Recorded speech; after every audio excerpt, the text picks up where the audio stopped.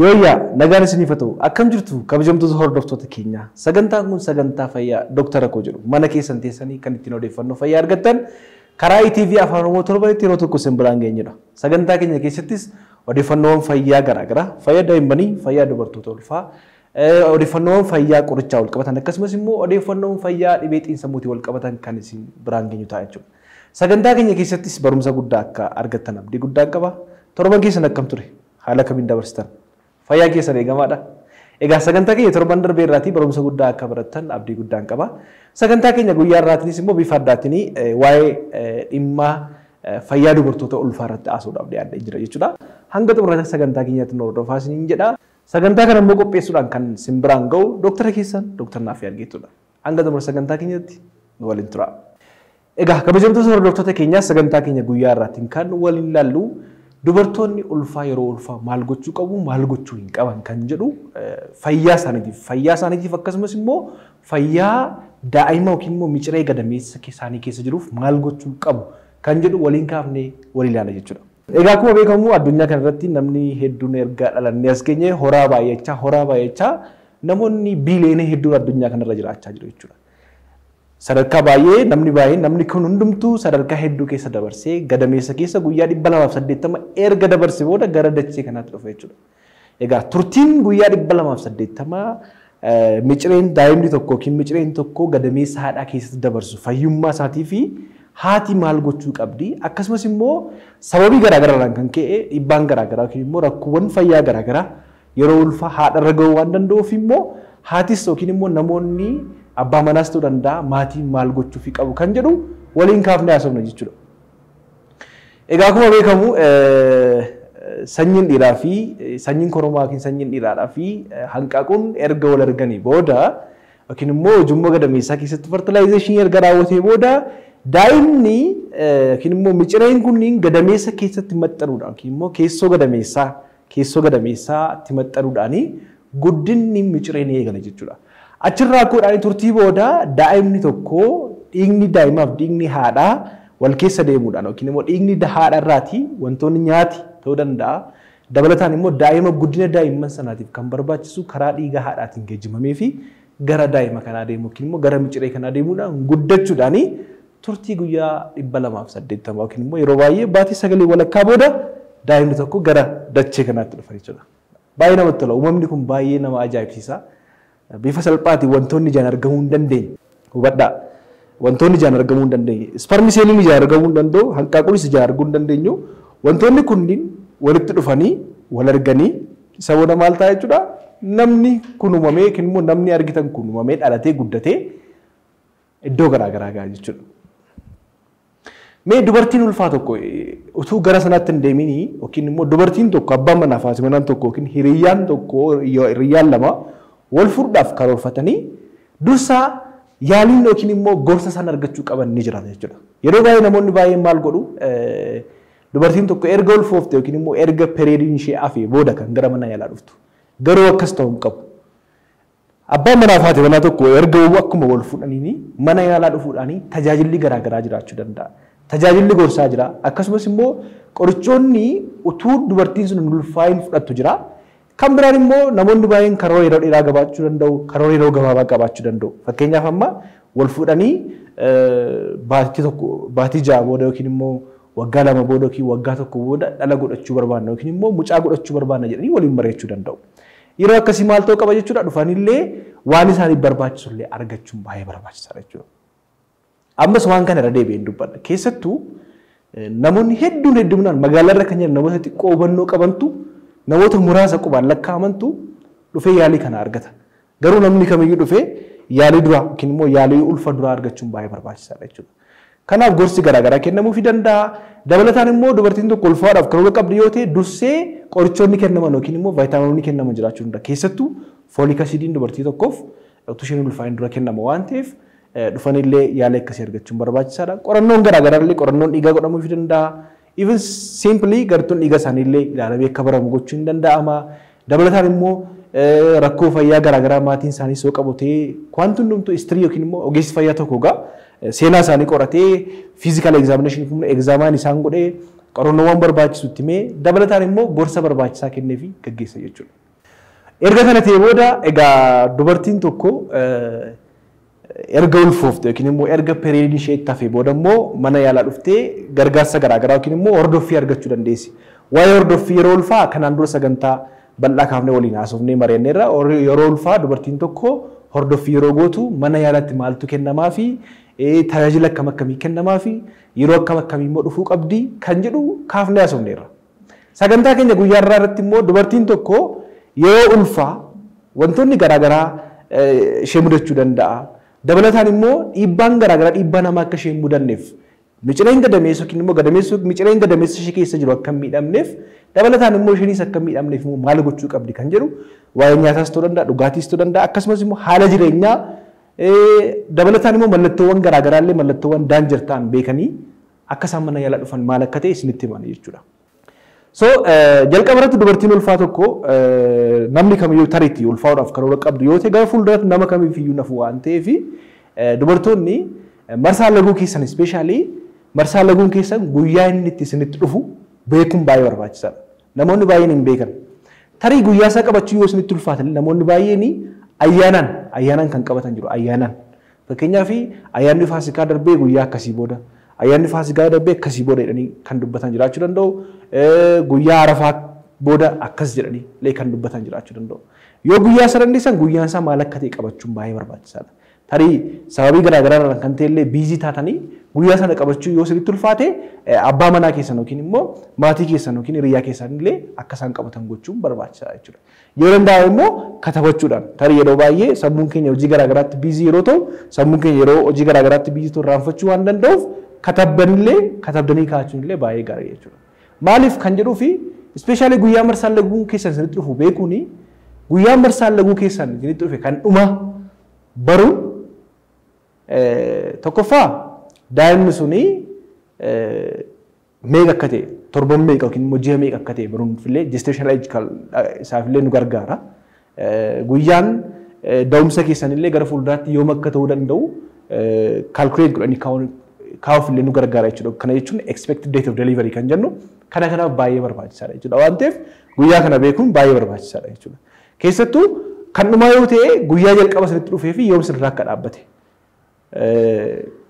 Micireen tokko gadameessa keessatti umurii isaa yookiin immoo turtii isaa kaalkuleet gochuudhaaf marsaan laguu keessan kan isinitti dhufee guyyaa jalqabaa sana baruun baay'ee barbaachisaadha jechuudha. Kanaaf guyyaa kanneen galmeessanii kaa'uun baay'ee barbaachisaadha. Egaa akkuma beekamu dubartiin tokko yeroo ulfaa caasaan qaama ishee guutummaan ni jijjiirama baay'een isaa. Sirni marsaa dhiigaa sirni argansuu akkasumas immoo sirni hammi dhiigaa qaama ishee keessa jiru hormoonii illee sababa jijjiirama hormoonii irraa kan ka'e caasaan qaama ishee keessaa illee baay'een jijjiiramuu danda'a jechuudha. Sababa kanarraa kan ka'e amaloota kanaan dura argitee hin beekne akkasumas immoo caasaan qaamaa kanaan dura argitee hin beekne illee keessummeessuu dandeessi jechuudha. Kanaaf yeroo akkasii tariitii wantoonni baay'ee sababii physiological change kan jedhu sababii hormooniin caasaawwan hormoonii qaama ishee keessa jiru jijjiiramaniif kan dhufan ta'uu danda'a. Kan biraan immoo sababa miidhaa garaagaraatiin kan keessa immoo kan dhufan jiraachuu danda'u jechuudha. Mee gabaabadhumatti dubartiin tokko yeroo ulfaa maal gochuu qabdi? Maal immoo gochuu hin qabdu? Dubartiin tokko yeroo ulfaa yookiin immoo micireen gadameessa ishee keessa yeroo jiru kanatti maal gochuu qabdi? Maal gochuu qabdi yeroo jennu immoo dubartoota qofa yookiin immoo haadha manaa qofa ilaallatu yoo ta'e abbaa manaa illee maatii illee ni ilaallata jechuudha. Waan kun abbaan manaa gadameessa ishee keessa jiran aannan barbaachisu yookiin immoo aannan ilaallatu jechuu hin danda'u jechuudha. Garuu akka abbaa manaatti isa illee ni ilaallata waan ta'eef maal gochuu qabu? Maatiin tokko yookiin haati manaa isaa yoo ulfoofte abbaan manaa akkasumas immoo dubartiin tokko ulfa yoo taate jiraatte maal gochuu qabdi? Maal immoo gochuu hin qabdi kan jedhu walii ilaalla jechuudha. Inni jalqabaa egaa baay'inaan illee biyya keenyatti mul'achuudhaaf waanti jira ammallee stiil iddoo garaagaraatti jira. Tamboo aarsuudhaaf alkoolii dhuguu. Bakka garaagaraatti biyyoota garaagaraatti dubartoonni kan tamboo aarsan jiru. Tamboo aarsuu jechuun sijaaraa xuuxuu jechuun xuuxuu qofa osoo hin taane aktiivist mookarii ta'uu qofa osoo hin taane naannoo namoota sigaaraa aarsanii wajjin mana tokko keessa yeroo dheeraa jiraachuun yookiin immoo naannoo namoota sigaaraa tamboo aarsan kana ta'anii yeroo dheeraa turuun illee aarsuu wajjin waan salphamte jechuudha. Maaliif aarri kun yookiin immoo nikootiniin sigaaraa keessa jiru tamboo keessa jiru gara qaama ishee keessa seenuudhaan maal gochuu danda'a? Akkuma beekamu tamboo aarsuun yookiin immoo nikootinii yookiin immoo keemikaalonni tamboo yookiin sigaaraa keessa jiran maal godhu? hiddoonni dhiigaa akka isaan dhiphatan gochuu danda'a. Hiddoonni dhiigaa iddoota dhiigaa irratti dhiibbaa geessuu danda'a. Hiddoonni dhiigaa kana irratti dhiibbaa geessee immoo rakkoo garaagaraatiif saaxiluu danda'a. Rakkoo dhibee onneetiif nama saaxiluu danda'a. Yeroo kanatti immoo maal ta'a jechuudha daa'imni oksijiinii barbaadu yookiin immoo oksijiinii qaama isaatiif barbaachisu akka inni gahaa oksijiinii gahaa akka hin arganne gochuu danda'a jechuudha. Kanaaf tamboo aarsuu yookiin immoo namoota naannoo tamboo aarsan jiraachuun irraatii baay'ee of qusachuun gaariidha jechuudha. Inni kan biraa alkooliidha.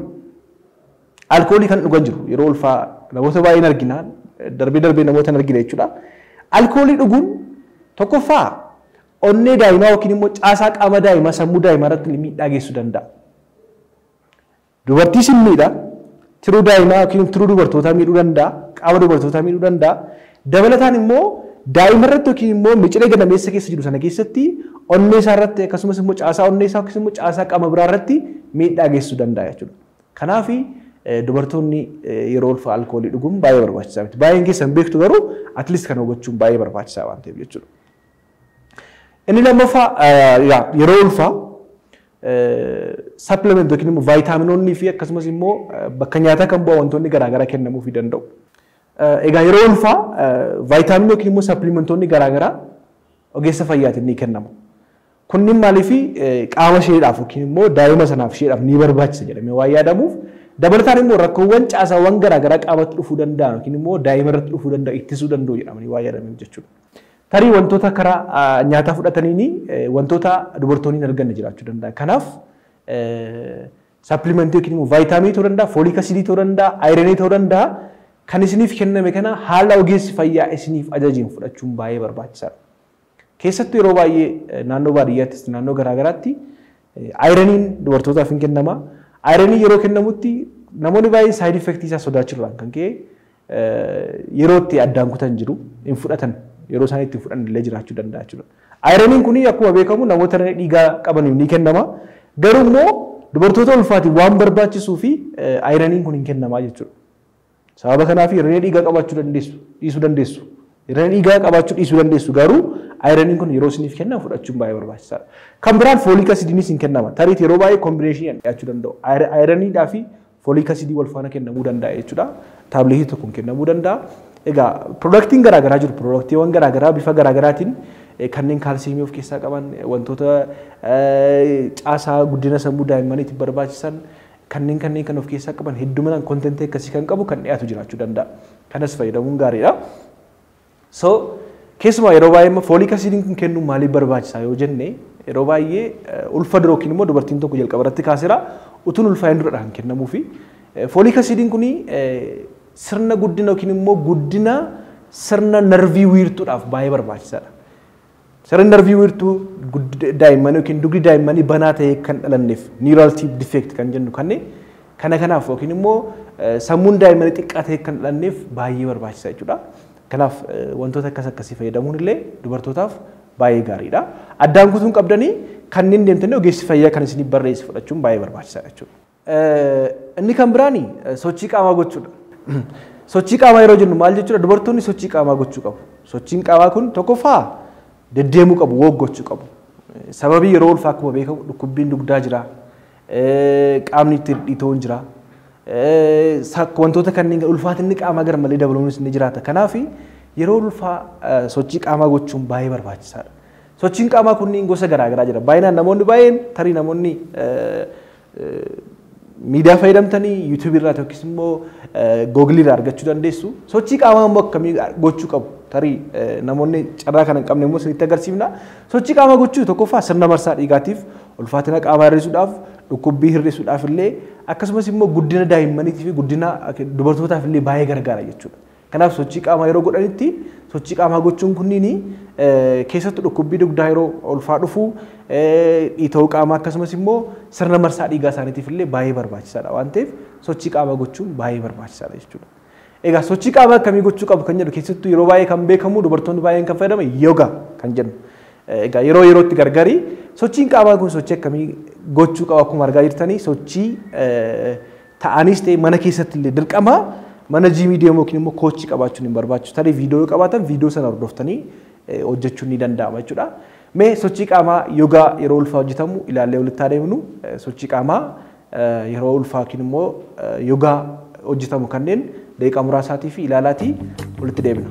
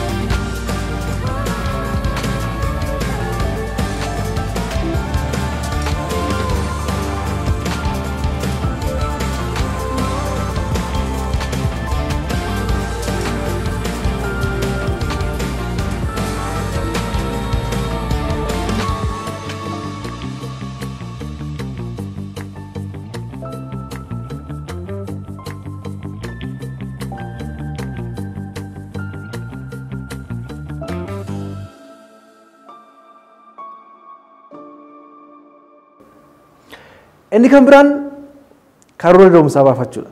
Yeroo baay'ee yerooma torban tokkoof yookiin ji'a tokkoof qofa karoora da'umsaa baafatu osoo hin ta'in dursaniitti qophaa'anii taa'uun baay'ee barbaachisaadha. Tokkoffaa yerootti miixuun jalqabu hin beekamu. Baatii 9 walakkaa jedhamu malee dursee jalqabuu danda'a. Dursee tariitii rakkoowwan garaagaraa ulfaa hojii wal qabatii kan dhufan jiraachuu danda'u. Dursee dhufuu danda'a. Sababii garaagaraatiin dhiibbaa dhiigaadhaaf akkasumas immoo obbaatiin dursee dhufuu danda'a. Kanneen dhaafi dursanitti qophaa'uun baay'ee barbaachisaadha jechuudha. Wantoota barbaachisan faayinaanshalii qarshii ta'uu danda'a. Dabalataan immoo daa'imaaf wantooti barbaachisan jiraachuu danda'u. Egaa akka aadaattis immoo wantoonni godhaman baay'een jiru waan ta'eef karoora da'umsaa baafachuudhaaf maal gochuu akka qabanii tarii abbaan manaa keessan simbira jiru hoteelli abbaan manaa keessan illee akkanni hojii akkanni dhufee simbira turu maatiin illee namoonni sin gargaaran namoonni dubartoota gargaaran illee jiraachuu qabu bakka itti yaalamuu danda'an bakka itti immoo dahuu danda'anis immoo mijeeffachuun baay'ee barbaachisaa jechuudha. So karoora da'umsaa baafachuun dubartootaatiif baay'ee barbaachisaadha jechuudha. Inni kan biraan qorichoota yeroo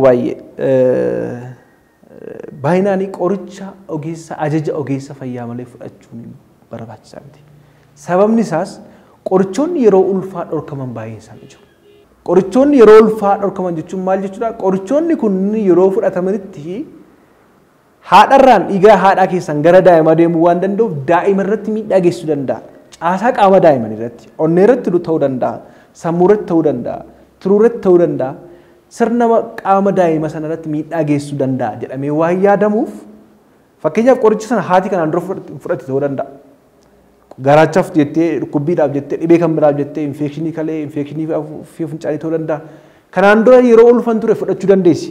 Maal kanaan dura fudhachuu hin danda'a amma nam miidhu jettee yeroo fudhattu dhiibbarraan godhuu danda'a. Qorichi kun sababii isheen ulfataa ta'eef ishee miidhasuu hin taane miciree sana miidhuu waan danda'uuf qorichi tokko ajaja ogeessa fayyaa malee fudhachuun hin barbaachisu jechuudha.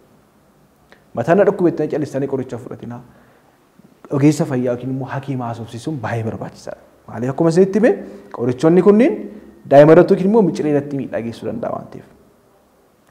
Inni kan biraan ulfaatina qaamaa garmalee dabala yoo ta'e ogeessa fayyaa deemtanii haasofsiisuu dandeessu jechuudha. Egaa akkuma beekamu avreejiidhaanii hanga kiiloogiraama 12.5 dubartiin tokko dabaluu dandeessi. Gama biraatiin immoo kiiloogiraama 11.5 hanga kiiloogiraama 16 gama fayyaalessa kan jedhu dubartiin tokko dabaluu dandeessi yeroo ulfaa. Kana ol baay'ee dabalte yoo ta'e akkasumas immoo baay'ee qaamni ulfaatinni qaama ishee gadi bu'aa yoo ta'e ogeessa fayyaa deemanii mariisuunis immoo baay'ee barbaachisaadha jechuudha. Kana gochuudhaani fayyummaa isaa fi fayyaalessummaa keessan mirkaneessuun ni danda'ama jechuudha. Inni kan biraan kopheewwan ulfaaf isiniif mijatan. Egaa akkuma beekamu stretch waan ta'uuf gadameessi guddachaa yeroo deemu akkasumas immoo naannoo maashaawwan diriiraa deemu lafeewwan immoo kun babal'achaa deemu yeroo dhukkubbiin dugdaa isin mudachuu danda'a. Poostariin keessan haalli dhaabbii keessaniif haalli deemsa keessaniis baay'ee murteessaadha jechuudha. Kanaaf yoo wanti godhamu kophee yookiin immoo caammaa filaatti ta'e deemsaaf isiniif mijatu. Kopheewwan ulfaaf jiru yeroo baay'ee yoo gaafattan isinitti immoo filaatti ta'anii kan komfortii isiniif kennu kan yeroo deemtan yookiin immoo yeroo deemtan kan isin miine kan isin dhukkubsine ta'uu qaba jechuudha. Kanaaf kophee fayyadamtan illee haalaan filachuun yookiin sirriitti filachuun baay'ee barbaachisaadha jechuudha. Inni kan biraani bishaan dhuguun baay'ee barbaachisaadha dubartootaaf. Keessattuu bishaan hedduminaan dhuguun guyyaatti burcuqqoo 8 hanga 10 dhuguun barbaachisaadha. Dirqama dheebodheera yookiin immoo yoo dheebodhe qofa bishaan dhugu jettanii yeroo dheebuu keessan qofa eeguun barbaachisaa miti. Kanaaf bishaan dhuguun baay'ee barbaachisaadha jechuudha. Inni kan biraan immoo nyaatawwan fooleetii baay'inaan fooleetiin badhaadhan. Ispeeshaalii nyaatawwan giriin ta'an kuduraaf fuduraa kanneen firuutis ta'uu danda'a kuduraaf fuduraa kanneen fayyadamuun baay'ee gaariidha. Raafuu mara raafuu ta'uu danda'a. Akkasumas immoo wantoota giriin ta'an kunniin foolikiidhaan yookiin fooleetiidhaan waan badhaadhanii fi yeroo fayyadamtanii guddina yookiin immoo sirna narvii wiirtuudhaaf baay'ee barbaachisaa waan ta'eef nyaatawwan illee nyaata fayyadamtan illee sirriitti ilaaluun baay'ee barbaachisaadha. Kan biraan immoo nyaatawwan pirootinii gahaa of keessaa qaban jiru. Nyaata haala nyaataatiin wal qabatee foon ta'uu danda'a, killee ta'uu danda'a, killee yookiin buuphaa ta'uu danda'a, akkasumas qurxummii ta'uu danda'a, lukkuu ta'uu danda'a. Wantoonni kunniin pirootinii waan badhaadhaniif ataras ta'uu danda'a, boloqqee, akkasumas immoo fooniif bu'aa foonii kanneen ta'an killee kunniin baay'ee gaarii jechuudha. Maaliif pirootinii waan of keessaa qabanii fi sirna marsaa qaamaa miciree ijaaruu daa'imaa ijaaruu akkasumas immoo siniif illee baay'ee barbaachisaadha jechuudha. Kanaaf wantoota kanneen aannan dabalataan immoo aannan illee dubartiin ulfaa tokko aannan keessa kaalsiyeemiin jira waan ta'eef kaalsiyeemii ni argatti keessaati aannan illee dhuguun baay'ee barbaachisaadha jechuudha. Aannan ho'istanii danfistanii dhuguun baay'ee isin gargaara waan ta'eef aannan kanneen fayyadamuun gaariidha. Inni kan biraan buna baay'inaan dhuguu dhiisuu. Buna baay'istanii yoo dhugdan dhiibbaa sirraan ga'uu danda'a waan ta'eef buna xiqqoo xiqqeessanii dhuguun baay'ee gaariidha. Sinii tokko yookiin sinii lama maaksimam kana ol kan hin dabarretu dhugdaniiti hin gorfama. Inni kan biraan dubartiin ulfaa tokko waan isheen gochuu qabdu keessaa qulqullina qaama isheetii eeggachuu qabdi. Keessattuu Qulqullina qaamaa yeroo jennu immoo qulqullina naannoo sagaraadhaaf naannoo qaama saalaa baay'ee eeggachuu qabdi. Maaliif baakteeriyaawwan garaagaraa naannoo sagaraa jiraatan kunniin gara olitti ba'uudhaan infekshinii tokkoffaa infekshinii afuuffee funcaanii infekshinii kalleedhaaf akka isaan hin saaxilaman gochuu danda'a. Dabalataan immoo infekshinii gadameessaas fiduu danda'a waan ta'eef wantoonni kunniin immoo ulfarratti yookiin immoo akka dhiibbaa geessu gochuu danda'a. Fakkeenyaaf bishaan garbaa yeroo malee kan dhangala'u dhibee biraaf illee akka isaan saaxilaman gochuu danda'a waan ta'eef kanaaf of eeggannoo gochuun illee yookiin immoo qulqullina isaanii eeguun illee baay'ee barbaachisaadha jechuudha. Inni kan biraan dharraa nyaataati. Egaa fedhii dharraa dubartoonni yeroo ulfaa kana na kajeelchisa, kana na hawwisiisa, kana na hawwisiisa jedhanii wanta isin hawwisiisu hundumaa gochuun qabdan, nyaachuun qabdan. Fakkeenyaaf wanti isin nyaattan kunniin fayyaa keessa irratti fakkeenya dubartii ulfaa tokko har'a biiraa dhuguun barbaada, biiraa na hawwisiisa yoo jette hawwisiiseera bakka dharraa isheedha. Egaa akka aadaatti immoo waan baay'ee jira. Dubartiin tokko waan dharraatti kennuufii qabu jedhan yeroo namoonni baay'een. Sababa ishee hawwisiise yookiin sababa ishee dharraasiseef waan hundumaa nyaachuun qabu. Fakkeenyaaf biyyi dharraasiste dubartiin tokko biyyoo nyaachuu dandeessu. Kanarraati eeguun baay'ee barbaachisaadha. Wantoota nutrientii of keessaa hin qabne kan nyaachuunis dhiibbaa irraan ga'uu danda'a. Kanaaf dharraa irratti wanti ishee dharraasisu hundumaa osoo hin taane wanta fayyaa isheetiif hin barbaachisamu hin barbaachisu wanti isheen hawwite kun nyaati kun dhugaatiin kun jennee adda baasnee beekuun baay'ee barbaachisaadha. Haala kanaatiin wanta ishee dharraasise beeknee wanta fayyaa isheetiif barbaachisu kennuufiin baay'ee barbaachisaadha jechuudha. Inni kan biraan keessattuu maatiidhaaf yookiin immoo abbootii manaatiif ta'uu danda'a. Yeroo ulfaagaa sababa jijjiirama hormooniidhaan kan ka'e jijjiiramoonni amalaa garaagaraa mul'achuu danda'u. Mukaa'uu, gaddabuu garaagaraa irratti mul'achuu danda'a. Dubartiin tokko erga deesse illee yeroo ulfaas ta'uu danda'a erga deesse boodas immoo keessattuu yeroo ulfaa jijjiiramni amalaa tokko tokko tarii callisuu, aaruu, boo'uu kanneen wantoonni kunniin irratti mul'achuu danda'a, dafanii aaruu danda'u, loluu danda'u. Kanaaf sababa jijjiirama hormooniidhaan kan ka'e waan dhufe waan ta'eef abbootiin manaas baay'ee danda'a ta'uu qabdu, wal hubachuun baay'ee barbaachisaadha, maatiinis hubachuu qaba jechuudha. Keessattuu immoo keessattuu yeroo ulfaa keessumaa yeroo da'umsa booda immoo hormooniiwwan kunniin flaakchuweet yookiin immoo sababa jijjiiramanii fi baay'ee mukaa'uun hamaa yookiin gaddabuun hamaa yoo isaan mudate gorsa xiinsammullee yookiin immoo yaalliin xiinsammullee barbaachisuu danda'a waan ta'eef maal akka ta'e yeroo biraa qabannee isiniif dhiyaanna. Ispeeshaalii da'umsa booda gaddabuu fi mukaa'uu hamaa da'umsa booda kan nama mudatan postpartum depression, postpartum blue kan jedhaman jiru, postpartum psychosis kan jedhaman illee jiru jechuudha. Kunniin maal akka isaan ta'an yeroo biraa keessumaa qabannee isiniif dhiyaannee irratti bal'inaan haasa'uu dandeenya. Garuu jijjiiramoonni kun yeroo isaan mul'atan garmalee keessumaa erga dubartiin tokko immoo deessee booda jijjiiramoonni amalaa garaagaraa yoo ishee irratti mul'ate mana yaalaallee fidanii gorsa yaalaa xiinsammuudhaa fi gorsoota kan biraa yookiin immoo wantoota ishee barbaachisan kan biroo kennuufiis baay'ee barbaachisaadha jechuudha. Inni kan biraan keessattuu wanti jala warreentu barbaadu wantoonni garaagaraa yeroo ulfaa waliin wal qabatanii dhibeewwan garaagaraa dhufuu danda'u. Fakkeenyaaf amma obbaatiin yeroo malee bakka socho'uu danda'a yookiin dursee dhufuu danda'a. Bishaan garbaa yeroo malee 37 guutiin dursee dhangala'uu danda'a. Dhiibbaan dhiigaa ulfaa wajjin wal qabatanii dhufan kan pirikilaamshaa jennu kunniin mul'achuu danda'u. Fi rakkoowwan caasaa kan biraa yookiin immoo kan biraallee dubartoota mul'achuu danda'u waan ta'eef kanneen mallattoowwan isaan agarsiisan jiraachuu danda'u. Kanaaf daanjirsaa hin geenye yookiin immoo mallattoo akkasii yoo argitan mana yaalaa dhufuu qabdu. Mallattoowwan kunniinis immoo mallattoo akkamitti yoo jenne ilaalle mallattoowwan baay'ee mul'achuu danda'u. Keessattuu mataa dhukkubbii hamaa kan mataan dhukkubbii ni jiraata yeroo ulfaa jiraachuu danda'a. Garuu mataa dhukkubbii hamaa kan qorichoota dhukkubbii fooyyessuuf kennaman kan dubartii ulfaa fayyame fudhatanii itti fooyya'uu didu. Dhiigni gadameessa keessaan dhangala'aa yoo ta'e sochiin qaama daa'imaa tokko yoo dhaabbate yookiin immoo yoo hir'ate kan kanaan dura irra baay'ee yoo hir'ate inni kan biraan immoo bishaan garbaa yookiin bishaan yeroo isaa malee dhangala'aa yoo ta'e yeroo funcaan isaan guba funcaan baay'ee isaan guba yoo ta'e dabalataan immoo lafti isaan mara yookiin immoo dacheen isaan mara lafti isaan shir jedha yoo ta'e yookiin immoo lafti isaan hin mara yoo ta'e kan biraan immoo haqqi isaan garmalee kan to'achuu hin dandeenye yoo isaan mudate kunniin mallattoo akkasii yoo ofirratti argitanii imdeetii atattamaan mana yaalaa deemtanii qorannoon isiniif godhamee ogeessi fayyaa isin ilaalee rakkoon isaa maal akka ta'e erga baramee booda yaaliin barbaachisu isiniif kennamuu danda'a jechuudha. Kanuma wal qabatee wanti biraa wanti haasa'uu barbaannu keessattuu dubartoota ulfaa gara jalqabaa keessattuu torbanoota 16 yookiin immoo ji'oota arfan jalqabaa wantoota isaan mudatan keessaa inni tokko haqqisaa garmalee even itti fufuullee danda'a yeroo takka takka hanga baatii 5-6 illee itti fufuu danda'a. Haqqisaa yookiin immoo ol deebisuu garmalee guyyaatti yeroo 5-6 ol deebisa yoo ta'e akkasumas immoo ol deebisuu hawaan kun isaanirra qaqqabuu danda'a jechuudha. Kanaaf yeroo kana maal gochuu qabu kan jedhus immoo ilaalla. Isa dura garuu gamoo kanaa wal qabatee dubartii ulfaa tokko ispeeshaali yeroo ulfaa dhimma wal qunnamtii saalaatiin wal qabatee dubartiin tokko gara jalqabaa fedhii ishee wal qunnamtii saalaatiif qabdu gadi bu'uu danda'a. Garuu fedhii isaa irratti hundaa'uun isa booda fedhii ishee dabalaa dhufuu danda'a. Kanaaf haala fedhii keessa irratti hundaa'uun wal gaafachuudhaan abbaan manaa fi haati manaa waliin fayyadamuu dandeessu jechuudha. Dubartiin tokko yeroo ulfaa wal qunnamtii saalaa gochuu dandeessi. Garuu haala ishee mijataa ta'u haala ishee mijatuun itti fufuu fayyadamuu dandeessu jechuudha. So gama dhumaatti mee haqqisaa garmalee yeroo ulfaa hyperemesis gravidarum yookiin immoo ispeeshaalii namoonni baay'een dubartoonni baay'een kanaan rakkatu waan ta'eef haqqisaa garmalee waan isaan nyaatan hundumtuu kan keessaa guyyaatti yeroo hedduu kan haqqisan kan akkamitti to'achuun danda'ama?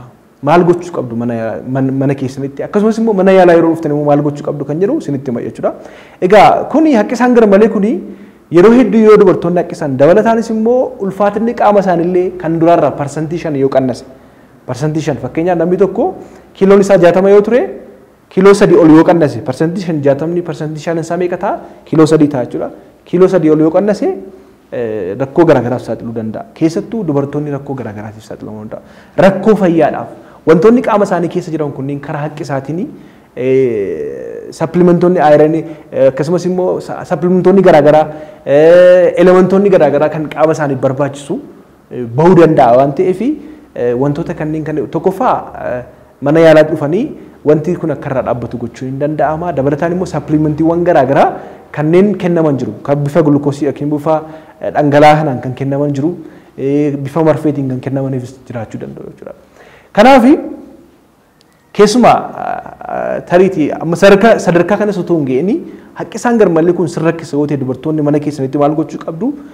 Wantoonni kana namatti fidanii baay'een isaanii tokkoffaa fooliin isinitti kaasa yoo ta'e fooliiwwan nyaata cooma qabu nyaata zayita qabu akkasumas immoo wantoonni kunniin isinitti heddummeessuu danda'u. Kanaaf foolii nyaataa yookiin foolii shunkurtii yeroo sitti kaasa foolii isaarraa baqachuu kan biraan immoo zayita hedduu qabu cooma hedduu qabu dhadhaa hedduu qabu fayyadamuu dhiisuu yeroo kana tarii dhaabbachuu danda'a waan ta'eef.